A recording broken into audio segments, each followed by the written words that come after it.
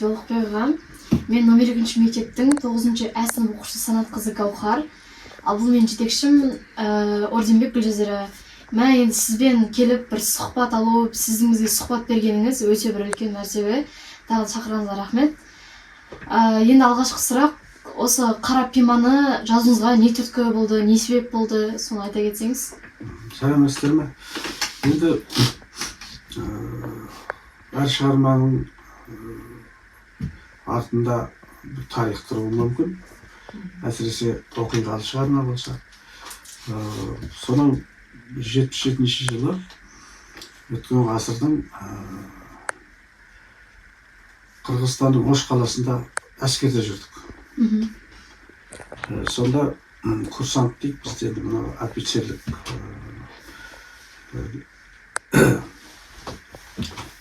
дәреже беру үшін оқытып жатты. Сол кезде мен бір асханаға келе жатқанда айту бір сол әскери қалашықтан жүрген бір сағат тауып алдым. Сол сағатты солдаттың, бір әскердің түсіп қылған сағаты шығар, іздеп жүрген шығар деп мен осындай сағат тауып алдым. Осындай неге хабарласыңыз деп мен тұратын казарманы бәрін жазып асхана, енді барлық солдат әскер сол жерден тамақ ішеді ғой, соның есігіне жазып жатырып қойды. Сөйтіп едім, олар бізді бір жаққа алып кеткен кезде олар келіп іздеп мені таппай, ол жазып кетіпті. Осындай неге келіңіз деп. Палатка. Жаздың күні палатканы. Сосын мен барып, о рахметін айтып, сосын бір солдатқа ауылынан сәлемдеме келген екен. Жәшікпен келеді ғой, посылка дейді. Соны алып шығып, бұлар енді жаңағыда шай деп жатыр екен. Содан әлгі мақтап жүрген дегендей үстерінен түсіп, ой келіңіз, сағатына рахмет айтып, мына жерден шай ішіңіз деп, алдыма тәтті дәмділерін қойып жатыр, елдерінен келген. Осылар. Сосын орысы бар енді, аралас. Бірақ ана жігіт орыс екен, сағаттың иесі. Сосын Ульяновск деген облыста, Ульяновскінің газетіне оралған. Сосын өзі бір газет көрсек, журнал көрсек, бала кезден жаңағы оқып отыратын адамбыз. Бала кезімде самауырдың астындағы газетті тартып қалып, самауырды олатып, сол сияқты алып оқылсам, сот залынан деген кішкентай хабар жүр екен. Осындай баласының пимасы сатып жіберіп, барып ішкен. Сосын кейін төбелескен, сот алып кетті. Жағы сот залынан деп тұрған сол екен. Сотталған, неге сотталған тарихы. Сосын мен әлгіні оқып, бұны газет маған беріңізші. Сол қайта оқимын, жағы маған бірден жазылатындай көрінді. Есімнен кетпей қалды. Баланың аяғының кесіп салған. Сосын енді жалаң аяқ қалып қойған ғой бала. Соны мен енді ұзақ толғаттым деймін, бірнеше жылдан кейін, мен сол 1 жылдан кейін, 2 жылдан кейін, мен сол поэма туды. Бірақ енді оны жазғанда мен орыстың өмір тұрмысын білмеймін ғой, тұрмыс тіршілігін. Білем де, мен орыстарда да көрдік қой, білем дегенмен де қазақтың тұрмыс тіршілігінде емес. Сондықтан мен енді бұлай қарадым, арақ ішіп, әлгі пиманы сатып арақ ішіп болады. Ол енді ондай жағдай қазақтың да басында болуы мүмкін ғой. Болды. Өйткені көрдім, ол заманда ішімдік деген қатты дөп кеткен кез. Мына той томалақ өз алдына, қонақ күткен өз алдына, енді тіпті ешқандай себепсіз ішу көбейіп кеткен. Поездың ішінде әр купесінде арақ ішіп отырады, мысал үшін. Самолеттің, ұшақтың, мысал үшін, тіпті мен көрдім. Енді бұл енді біздің де өмір тіршілігімізге келіп тұр ғой деген оймен мен оны жазып шықтым. Бірақ ешқайда бастыра алмадым. Мен оны ойланып толғатуға бірнеше жыл кетті, бірақ мен бір-ақ түнде жазып шықтым оны. Таң атқанша. Сосын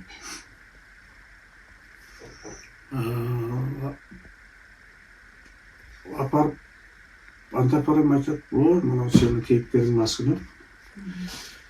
Ішімдік тақырыбы, маскүнемдік тақырыбы. Бұндай шығарманы баса алмаймыз. Өйткені Совет үкіметінде маскүнемдік деген жоқ. Өздері бар екенін біледі, бірақ бар деп айта алмайды. Жаңағы мен сол кездегі қазақ әдебиеті газетіне апардым. Сол кездегі жұлдыз журналына апардым. Сол кездегі олар маған айтса, бұл балалардың тақырыбы болса, балалардың газетіне апар. Қазақстан пионер газетіне апар дейді. Содан жатқан. Бір күні Хамит Ерғалиев деген ағам оқыпты. Сол айтты, мынау сенің шығу қиын болады. Сен шындық жазбасың, бірақ шындықтың өзін өткізу қиын. Советтік заман сондай. Сен мынаның былай кішкене заманға бейімдеп қайта жазсаң қайтеді деді. Сосын ол қалай? Анау соңында сотталып кетеді екен, сенің шығармаңда. Ал оны сотталып кетпесін. Ол бір жөнделіп шыққан адам болсын. Жөнделіп, бір коллективтік ұжымдық тәрбиедегі бұл қоғамдық тәрбиедегі бұл. Ол түзеліп адам болған адам болсын. Сол кезде сені шығарады. Сосын мен жарайды деп. Мен соңын жұмсартып, сотталып кеткен емес. Бір емделіп келген адам қылып қайтадан жаздым. Республикалық жабық бәйге конкурсы болады, әдеби шығармаларға жерлады. Аты жөнді көрсетіп, жабық деп аталады сондай. Соған қосып жібердім. Бәйгеге салып жібердім. Содан бір күнде жүлде алып шыға келді. Содан маған Тұманбаев Молдағалиев ағамыз айтты, ой, сенің шығармаң екен ғой анау. Мен басында қарсы болып, ана Қадыр Мырза деп, осыны басшыда осыған беру керек деп, мен қарсы болып, ой, оқып көрсеңші, оқысам деген, мынау. Айтпайсың ба сен бір ауыз енді, сені біз жақсы көреміз ғой. Саған, сен айтып, мен айттым, маған енді айтайын, айтпайын, мен бірақ айтқанымда ыңғайсыз ғой дедім. Қалай айтам? Конкурс жабық конкурс. Жабық конкурсқа мен ана қосылып едім деп айтқаным ыңғайсыз болады. Алсын, өзі шығарманың өзі бәйгеге қосқан. Сіз айттыңыз ғой, өзімнің шығармамды, яғни бәйгеге қосып жібердім деп. Сол кезде сіз түпнұсқасын қостыңыз ба, әлде сіздің, яғни Алтынбек ағамыз айтқандай кішкене бір өзгертілген, жұмсартылған нұсқасын қосып жібердіңіз бе? Жоқ, ол әрине қазіргі нұсқаны қостым. Қазіргі нұсқа сол жұмсартылған нұсқа сол. Ана біріншісі қайда алған білмеймін, оны өтіп жердім бе, мұнысыға лақтырып жібердім деген. Оны өзгертіп жердім. Ол біріншісінде анау сотталып келеді ол. Екіншісінде түзеліп келеді. Мынау бұл нұсқасы өзіме кішкене көбірек ұнады. Дұрысырақ болып шықты деп ойлаймын. Тағы бір сұрақ сізге, осы қара пима деп атап отырсыз ғой, неге қара деген атауды алдыңыз? Яғни ақ сұр емес, дәл қара деген. Енді ақ қар, контраст. Контраст. Сосын кейін анау неде, мысалы үшін айтылмайды. Сот залында осындай қара пимасы болып, қара пиманы апарып сатып жеді. Оны жаңағы қардың үстіне ұрып жұқты деген сөз жоқ. Пимасын сатып жерген, жалаң аяқ қылған баланың аяғы сүрді деген әңгіме. Ана неде жазылған. Мен оны кішкене ақын жазушы ретінде оны бізде енді деталь, мотивировка дейді. Бір нәрсені детальмен көрсету керек. Сосын кейін оқырманды сендіретіндей болу керек ол. Ол бұлай болған дегендей. Біз сол Зайсан Қазан шұңқыры деп атайды, екі таудың ортасын. Жазы жайлы, жазы жақсы дейтінім, осы Алматыда өсетін жеміс-жидектің бәрі жетеді. Менің әкем химик биолог болды. Соны ана бұтақтан, ана ағаштың, ана алма, жергілікті алманың бұтағынан осы жақтың үлкен мықты алмасы өсіп шығады. Апорт мысалы үшін. Ол өсмейді. Сосын кейін алмұртты да солай өсіп, алмұрт өсіп тұратын біздің бақшада. Әйтпесе алмұрт біздің жақта былай өзі табиғи бақшаның өнімінің. Қазір сол бау-бақ қоршап парк айналып, менің әкемнің атындағы Оразбай саябағы деп аталады. Ішінде әке шешем менің қазақ сср ның үздік мұғалімі дейтін атағы болған. Ондай ауданда бір 2 адам да болған. Сол екеуі де қазір ескерткіш қойып қойған. Ауылдың ауруханаға түсіп, жаңа жылда келдім. Пимаға келдім ғой. Келсем Алматыда қар жоқ. Пима бар. Осы қара пимамен Алматыға келген өзі бір хикая. Ол қалың шалбар. Ортасына мақта салған, жүн салған. Ол қалың шалбар. Енді біздің заманда ондай болған жоқ, бірақ мен көз алдымда бұның бәрі. Тұлып тон. Жаңа айтып отырмыз ғой, енді интернетте ғаламтордан қарасақ, дәл сіздің қара пимаңыз болған кезде дейді, қазақ елінде тоқырау болды, яғни жұмыссыз жастар көп болды, жұмыссыздықтың кесірінен ішімдікке салынған жастар көп болды дейді. Көп уақытта ер адамдардың сол ішімдікке әуестенумен өтті дейді. Сол рас па? Яғни мына шығармамен біздің қазақ халқының байланысы бар ма? Сол рас па? Енді байланысы болғандықтан қауғам сондай болды. Шын айтқанда тоқырау дегенменде дәл қазіргідей жұмыссыздық ол кезде аса қатты емес. Себебі жұмыс істені адам тұрмақ не әдіс деп соттап жүреді. Міндетті түрде сен бір жерде жұмыс істеу керек. Жұмыс бар. Совхоз деген нәрседе шөп шаптырса да, құрылысқа салса да, егін еккенсе де, қой қырықтырса да жұмыс істетеді. Жұмыстарың жетеді. Бір апта балшықпен жұмыс істедік. Бір тиын төлеген жоқ. Кеттік шығарып жіберді. Ауылға келсек, ауылда қой қырықтыға шығып, қой қырықтырады. Сол жерде шабады әркімнің жаңағы қорасында мал бар. 1-2 сиыры болады, бір жылқысы болады. Сосын кейін жаңағы 10-15 қойы болады. Оның бәрін қыста аман алды. Ол тоқырау саяси тоқырау. Саяси тоқырау ол мемлекеттік құрылымның тоқырауы. Айналып келгенде сыртқа шығармайды, тұйық өмір. Қазір сен қайда бардың сонда барасың. Өзіңнің қабілетіңді қай елге барып көрсетемін десең көрсете аласың. Ол заманда сен көрсете алмайсың. Димаштар қазіргі заман, ол заманда Димаш шыға алмайтын еді ешқайда. Москва, мен документімді анау тексерді. Ойбай кетесің деп. Мен дайындалдым. Тура жеме келгенде мені жібермей Москвадан біреу жіберсін. Сосын мен ұялғаннан мені Москваның өзінде оқыды, мен Москваға оқуға жіберді. Мен Венгрияда оқуым керек болған. Анау венгрлеріңізде араққа қарсы иммунитет жоқ қой деді. Сіздердің ата-бабаңыз арақ ішіп келген, значит сіздердің иммунитет жоқ. Қалай сіздер?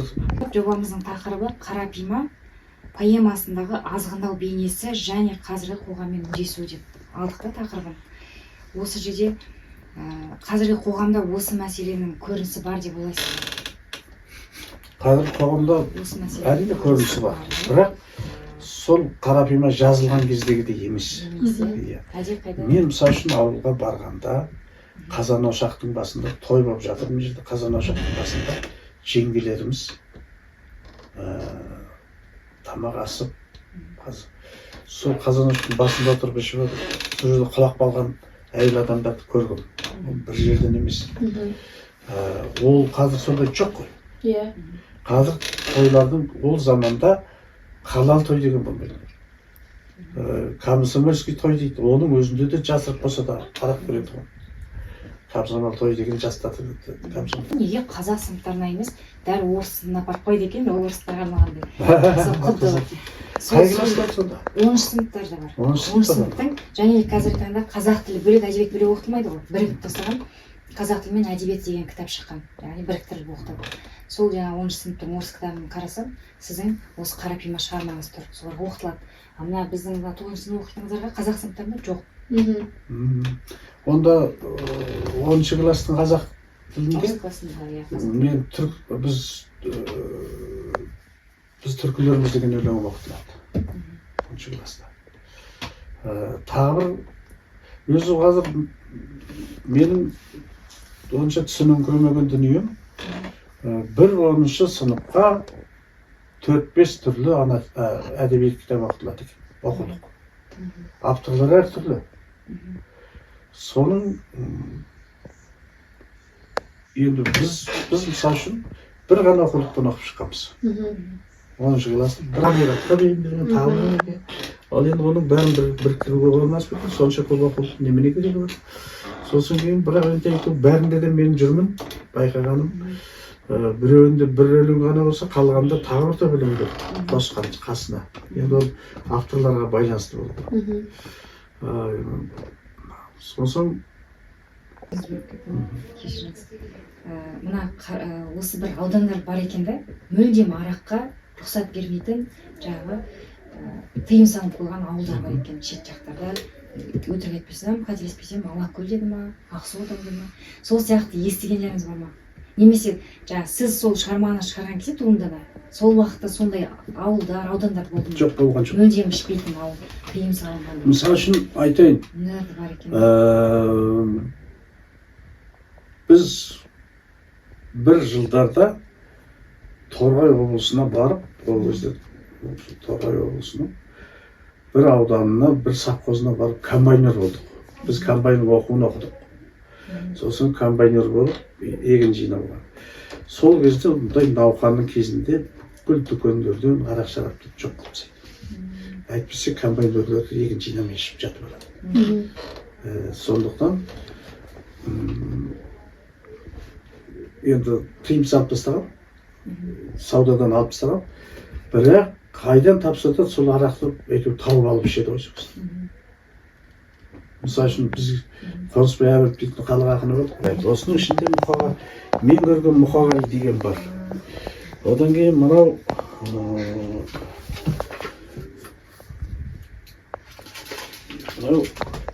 20-шы жылы, арасында 10 жыл. Мынау шықты. Жаңа сен айтқан 3 томдықтың бір томы Әбілқайыр болу керек.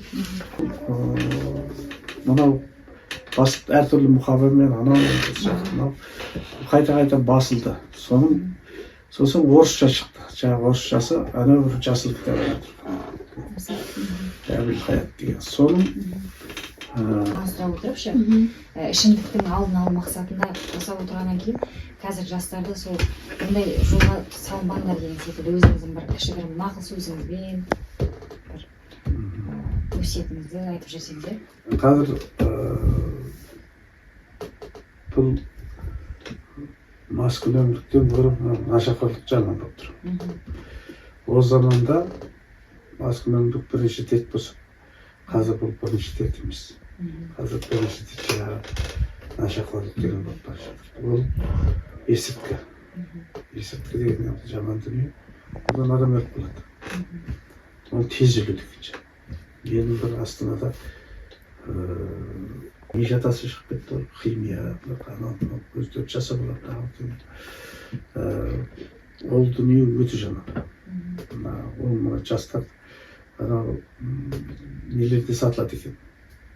Әлгі дискотека болатын, түнгі клубтарда жастарға олар жаңағы кайф болып, кайф болып айналайын ғой. Насыбайдан өлген адам көрген жоқпыз. Насыбайдан сол алаңы жаңағы дүние өте қиын. Сондықтан енді жастарға не айтамыз? Абайдың өлеңін айтамыз. 5 нәрседен қашып бол, 5 нәрсеге асық. Сол енді жаман әдеттен, жамандықтан, жаман әдеттен жаңағыдай 5 нәрседің ішінде соңында бар. Содан қашып болу керек. Абай атамыздың айтып кетпеген Ақылбай çok da болады ғой ол кісі бәрін кең қамтыған адам. Сондықтан біз моральдық кодексіміз баяғы кезде моральдық кодекс деп жазылып отырады ғой. Қарап тұрсаң біздің өзіміздің ата-бабамыздың ақылдарына сәйкес келеді. Оны бірақ олар коммунистік партияның моральдық кодексі деген дейді. Енді біз оны партияға таңдауға қажет жоқ. Аманат партиясының болмаса басқа. Мынау өмірдің қағидасы, ұлылардан қалған сөз, ұлылардан қалған ұлағат, тәлім, тәрбие, жаңағы тыйым сөз, тыйымдар бар ғой. Аны сөйтпе, аны бүйтпе, оның бәрінің пайдасы бар. Оның бәрі енді бір күнде, бір 10 күн жылда жаңа қойғанда немесе ғасырлар бойы сол ұстану керек сол сөзді.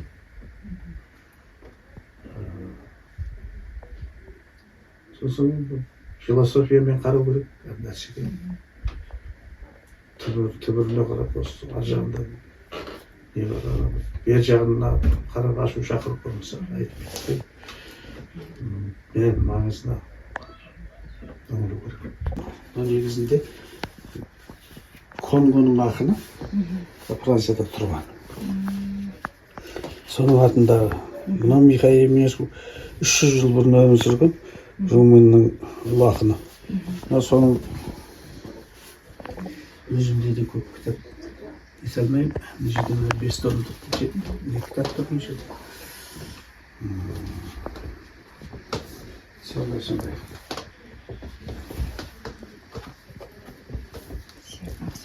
Мынау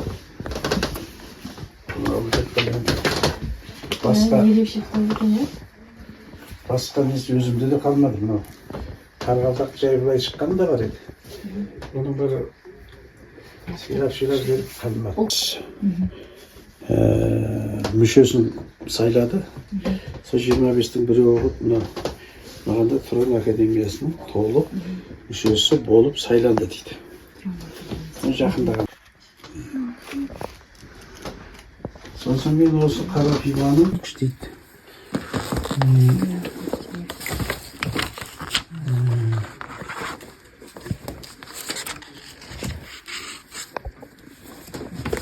Бердақ, мұны қара қалпақтың ақыны ғой. Сыйлықтарыңыз ғой, Мынаны ұстады, шunu алу керек. Мыналардың ішінде не бар екен? Керемет. Ана 2 адам болып қойған ба?